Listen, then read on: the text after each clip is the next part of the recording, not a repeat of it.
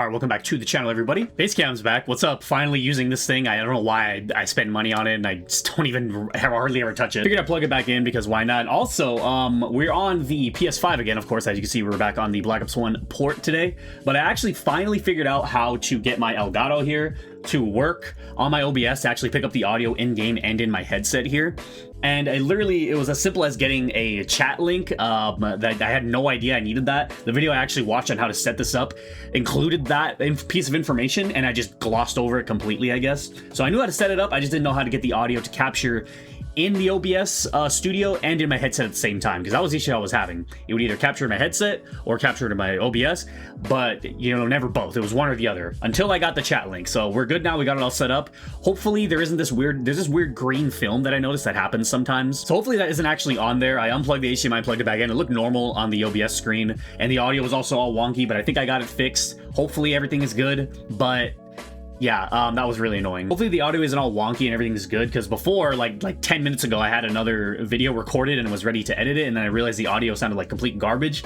And I also realized that I didn't separate the audio tracks or anything to like record the audio separately. So I wasn't able to like lower the game audio, the actual like recording audio like I wanted to. I have my mic audio and my game audio usually recorded separately when I record my videos, but I forgot to do that.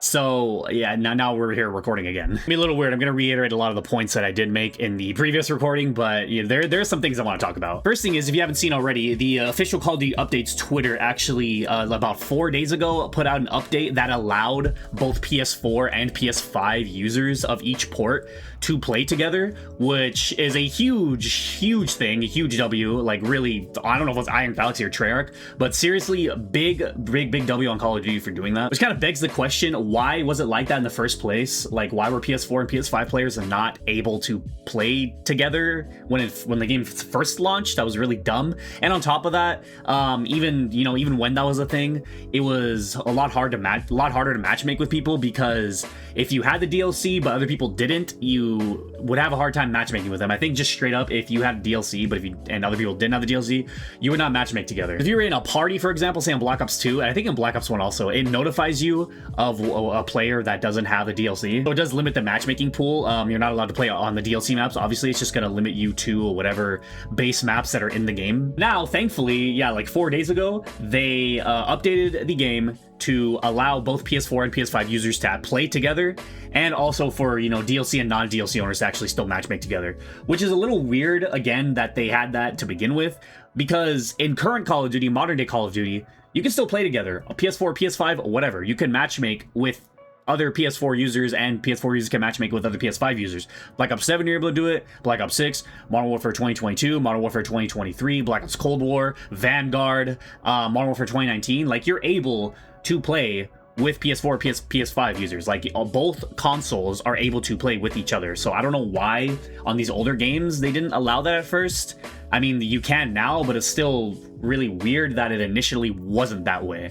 But I mean, they actually went ahead and did it. So the fact that they went in to these ports and allowed that and made that change is actually really awesome. And I'm not finding a match for some reason. Also recently, I don't know if it was because of modders, but recently there were glitched lobbies, I think specifically in Ground War and Demolition. I think those were the only 2 game modes that actually worked for that, because that was the thing back in the day as well. Essentially, if you go into one of these glitched matches, you either get 1 kill or just blow yourself up with a grenade, and it would skyrocket your XP to the max level of whatever prestige you're on. So like, I'm level 29. If I got into one of those glitched lobbies, I would get either 1 kill or just kill myself with a grenade, and I'll be level 50. And then if I stay in that lobby, I could do it again, and you know, prestige obviously, and then I get to level 50, and then prestige 2, and then prestige 3, 4, 5. You know, within like 10 to 15 matches, I could be max prestige, completely max level. I don't know, I'm not finding that. Why is it gave me another dead area? I don't know, dude. I don't know what's going on right now. This is another issue. Sometimes I just can't find matches at all. It's weird. But yeah, there were glitched lobbies that allowed people to just skyrocket their XP,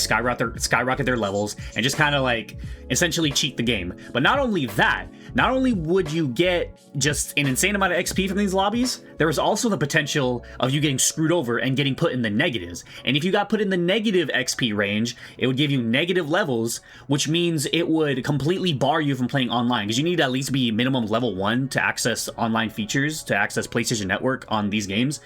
And if you were in the negatives, you just wouldn't be able to play. I think the game would literally recognize you as just an unplayable account. What's going on here? I think my game froze.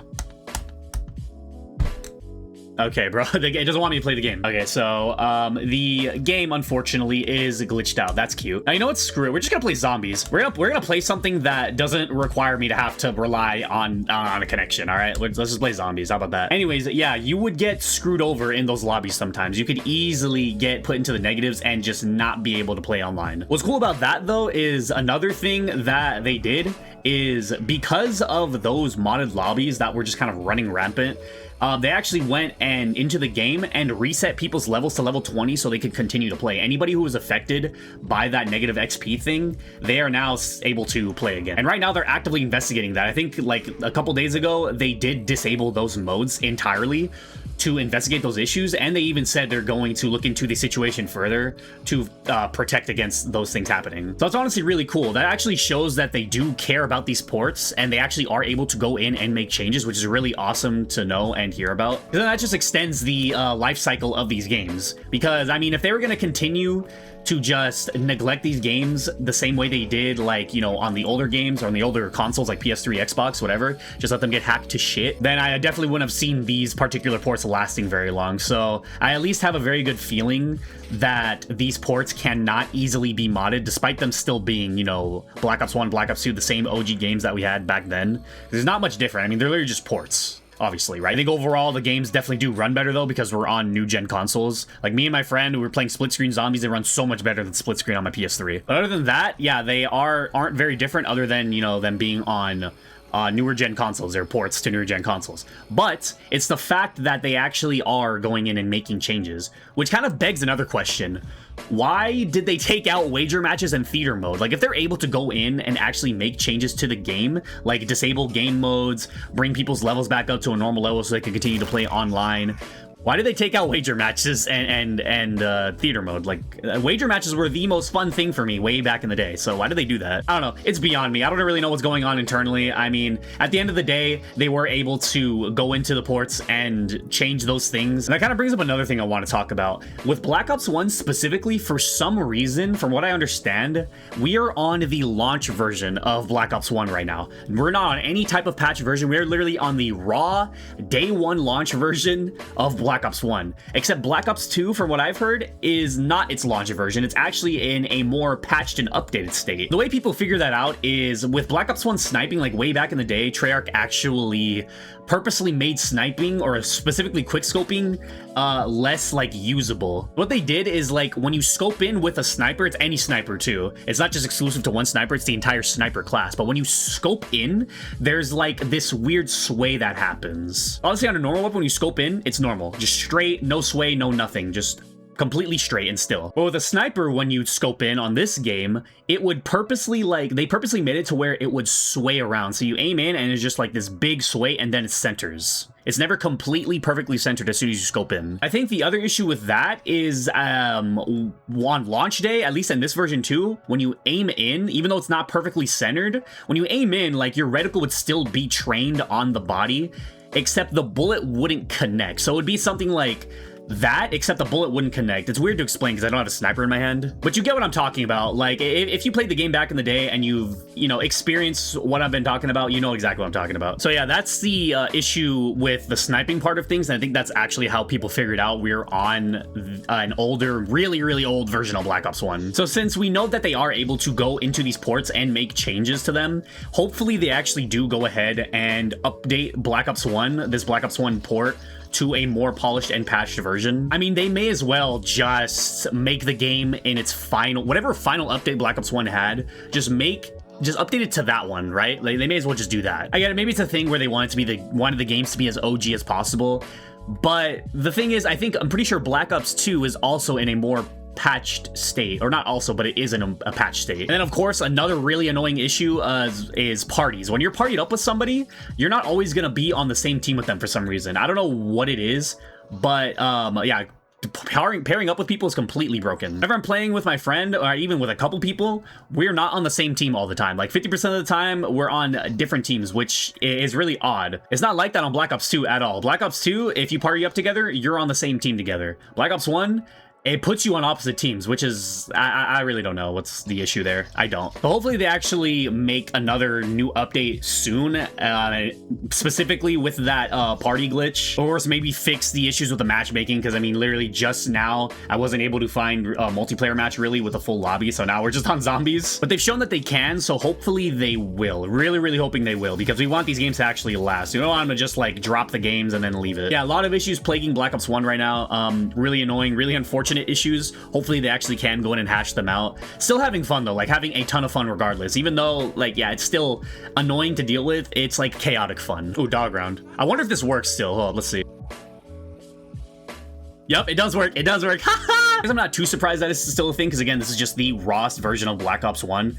But this was a thing back in the day too. If you sit in the right spot on either side of the theater right here on this staircase, these little like pieces of wood, the dogs will just kind of freak out and sit there like that, and they won't attack you. It's actually really funny. When I figured this out as a kid, I did it all the time. If you're ever in a pinch too, it's actually really cool. You can just like activate the turret and it'll kill all the dogs. A little bit of ball knowledge right there. Since these ports are out, I kind of want to do a series where I do every single Easter egg on these older titles. As a kid, I never did the Easter eggs, like ever. I don't know why, but I literally just never really attempted to do Easter eggs. That would honestly be a pretty cool like video idea, pretty cool couple video ideas. Maybe like a long form video if I want to try that. Anyways, back on topic of like modders and Black Ops 1 and devs actually updating the game. I still have a very valid fear of potential hackers, cheaters coming into these ports, because again, these are pretty much the same games. The only difference is, you know, they're ports, obviously, but they are still the same games. I don't know. I hope there isn't a way for any potential hackers, potential modders to mod cheats into here, because yeah, we obviously don't want that, right? Obviously. If they can, for whatever reason, some mod cheats in, then it's cooked. It's cooked, honestly. They already don't have a handle on the cheating problem in current Call of Duty. They're not going to be able to get a handle on the cheating problem now, because I just think they're that incompetent. Like, I'm sorry to say it. They seem to care enough, though, so I think if enough people report on it, they will seek out those accounts and possibly ban them. And if they do ban them, I think that would actually, like, be really good if they do, because then they'd have to buy the game again, because these ports are $20 each if you have PSN. That sale's not going to last long, though, so eventually, they're going to have to pay $40 if they really want to cheat that badly in old Call of Duties. We need to start issuing, like, hardware ID bans in current Call of Duty, too, because, yeah, the cheating situation overall is just ridiculous. I just switched back to my desktop to see if I was recording, and I saw the weird little color film over my OBS. I don't know why it does that. It's so weird. Maybe it's something in the settings, the capture card settings, but I have to figure it out. The weird thing is, it looked normal. It looked normal when I switched back the first time, and now it's just like, I don't know. It was like a weird red film. Hopefully it doesn't look like crap. Oh no, no! Oh, I got caught lacking. Damn it! I really hope the audio doesn't sound like garbage. Really sorry if the audio does. It was really weird. Guns with a suppressor sounded so odd in the OBS recording. I really don't know why. I was editing it in DaVinci and it just sounded off. I really don't know. It was weird. Anyways, that is going to do it for me today. Yeah, I just hope that once again they can update these ports some more, specifically the Black Ops 1 ports, mess with the hate registration, fix the matchmaking, fix the party thing where you're just on separate teams if you're in a party. There's definitely a lot of things that need to be fixed, because once again, this is the day one launch version that they ported over. So they can make updates. They've shown that they can already over the past few days alone. So hopefully they actually do make some very well needed updates. If you guys did enjoy though, let me know by leaving a like on the video if you did. Also leave a comment down below if you're enjoying these ports at all, if your thoughts about Black Ops 1 and your desires for, you know, the future of these ports are similar to mine. I would love to see what you have to say. Don't forget to subscribe also and turn on the post notification bell so you don't miss an upload by me.